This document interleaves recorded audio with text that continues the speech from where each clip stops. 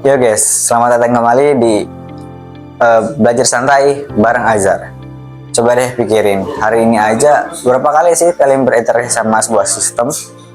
Pas kalian bangun, mungkin langsung buka Spotify dan dapat playlist daily mix yang lagunya tuh pas banget tuh sama mood kalian. Terus pas mau berangkat ke suatu tempat, kalian buka Gojek atau Grab nih. Di kantor atau kampus juga kalian ngerjain tugas kayak Google Docs, siang-siang iseng scroll Tokopedia, dapat rekomendasi barang yang emang lagi kalian cari. Sampai malam nonton Netflix, seolah-olah bisa baca pikiran kalian tuh. Pernah kepikiran nggak? Kok bisa semua itu terjadi sih? Kok bisa aplikasi itu kayak kenal banget sama kita? Jawabannya itu satu guys, sistem informasi. Wih, dengar namanya aja kayak berat banget ya, kayak mata kuliah semester 5. Tapi tenang dulu guys, sistem informasi itu intinya simpel banget. Dan ini udah ada dari zaman dulu atau zaman baheula lah kita sebut. Di video kali ini kita bakal time travel nih. Buat ngeliat evolusi gokil dari sistem informasi dari yang paling manual sampai yang canggih sekarang. Dan yang paling penting, kita bakal bongkar apa sih fungsi utamanya, kenapa ini penting banget buat hidup kita sih. Siapin cemilan nih, siapin cemilan kalian nih. Biasanya agak panjang, mungkin ya sekitar berapa menit, karena kita bakal kupas tuntas. Yuk, let's go guys.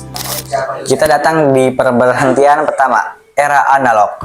Nah, jauh sebelum adanya listrik buat komputer, gimana sih cara orang ngelola informasi?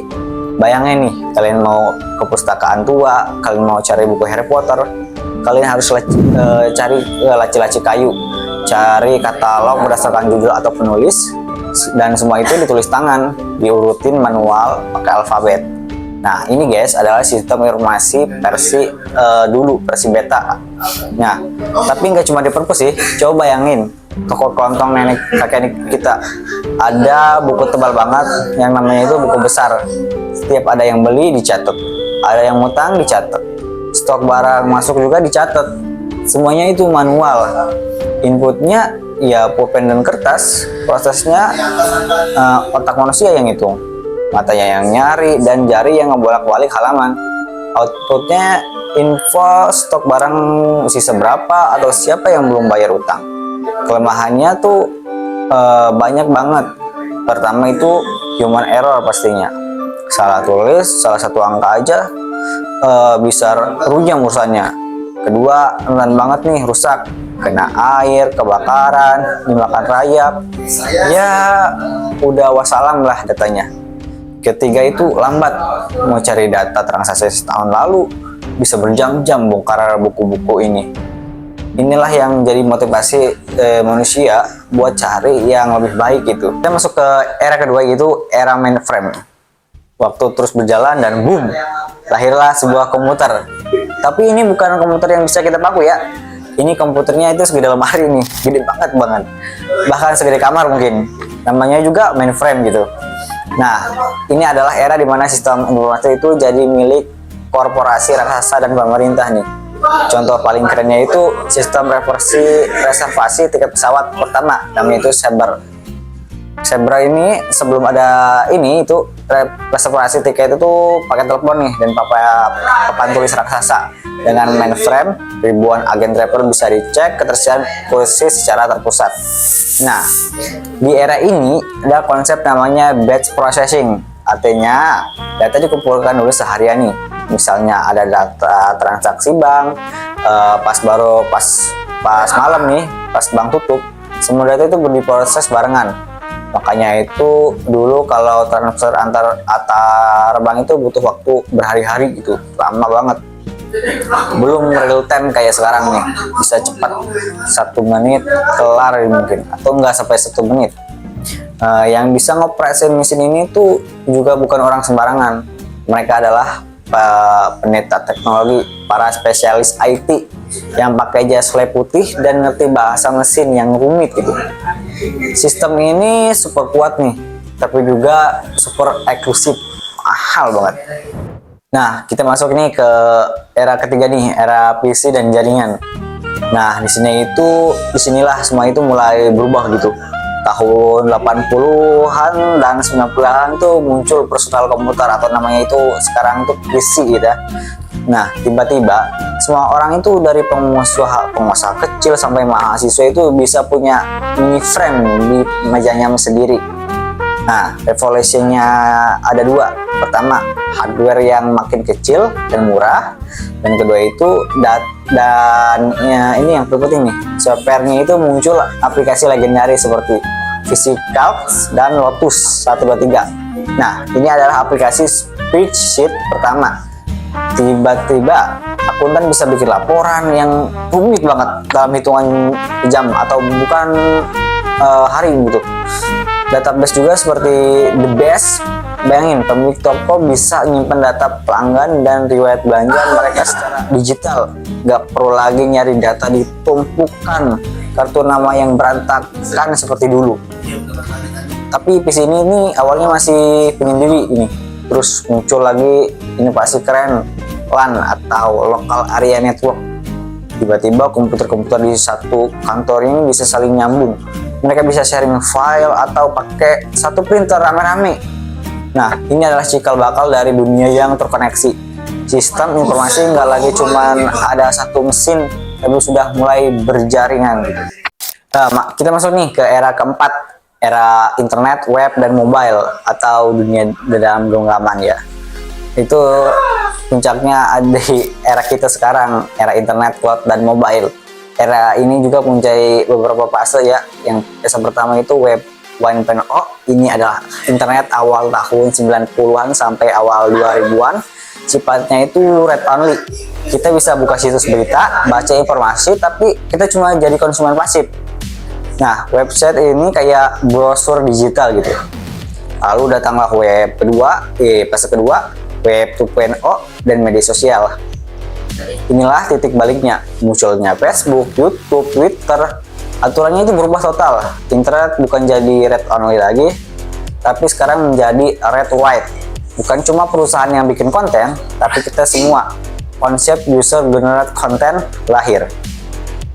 Sistem informasi sekarang nggak cuma ngasih kita info, tapi juga mengambil info dari kita nih. Setiap like dan komen dan upload adalah data baru kita. Fase ketiga itu revolusi mobile, yaitu ketika Steve Jobs mengenalin iPhone pertama kali. Nah, itu tuh mengubah segalanya. Komputer super canggih yang selalu terhubung ke internet, kini ada di saku kita nih.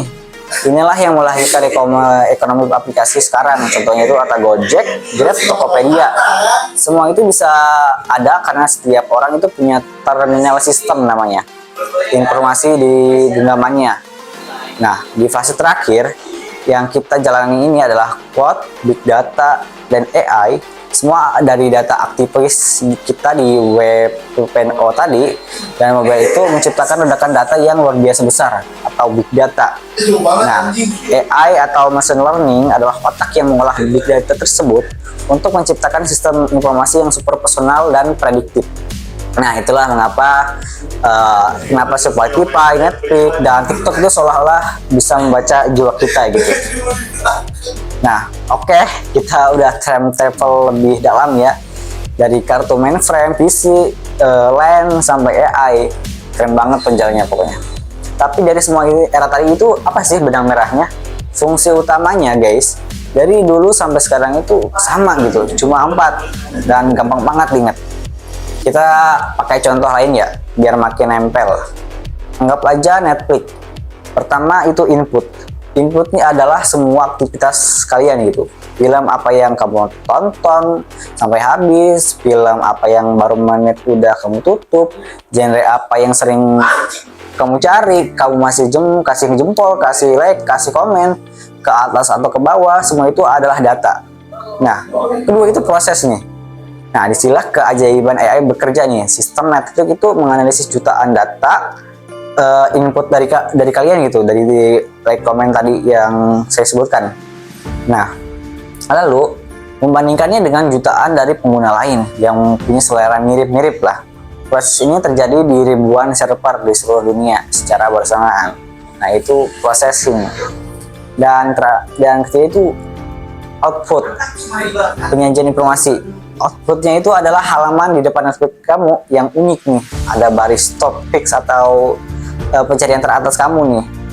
Ada presentasi kecocokan film, ada rekomendasi serial baru, data mentah dari tadi udah jadi informasi yang relevan dan disajikan khusus untuk kamu gitu. Nah, keempat itu ada feedback nih, umpan balik ke kalian. Saat kamu memutuskan untuk nonton atau justru melewatkan tontonan film yang direkomendasikan itu jadi feedback buat sistem jadi belajar lagi. Ternyata dia nggak suka film horor ya. Dan rekomendasi berikutnya akan lebih akurat lagi. Ini adalah situs yang terus berputar gitu. Jadi kalau dirangkum lagi, fungsi utama sistem informasi itu adalah mengubah data mentah menjadi informasi yang berguna untuk membantu kita gitu, atau mesin yang ngambil keputusan gitu. Nah, gimana guys? Ternyata sistem informasi itu bukan cuma istilah rumit, tapi itu sesuatu yang menjadi tulang punggung peradaban modern kita saat ini gitu. Evaluasinya itu mulai berhenti. Kedepannya bakal ada apa lagi ya? Pertama, Internet of Things atau cloud. Sekarang IoT yang makin masif, bukan cuma HP dan net yang nyambung internet, tapi semua barang. Bayangin, kulkas yang bisa otomatis pesan telur pas stoknya habis, sepatu yang ngasih data ke dokter pribadi, atau AC yang nyala otomatis 15 menit bisa nyala gitu. Semua sebelum kamu tiba di rumah berdasarkan data GPS-mu. Kedua ya AI yang hyper personal gitu. Rekomendasi nggak cuma soal film atau lagu, tapi nanti mungkin bisa jadi soal jalur karir gitu, program belajar yang disesuaikan secara khusus untuk cara otak kamu bekerja, bahkan diagnosa kesehatan preventif berdasarkan data dari smartphone kamu. Nah, itu bisa mungkin kita itu ada juga konsep baru, namanya itu seperti Web3 dan blockchain. Ini adalah ide tentang informasi yang lebih terdesentralisasi, transparan, dan memiliki olah pengguna, bukan perusahaan raksasa lagi nih.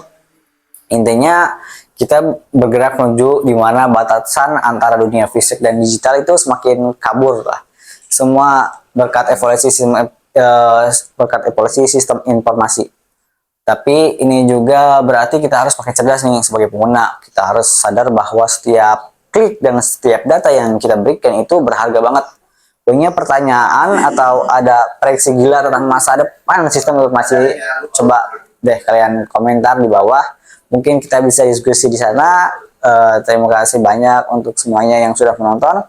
Jangan lupa like, komen, dan subscribe. Saya Akhlak Ajar, kita balik lagi di Belajar Santai bareng Azhar. Bye.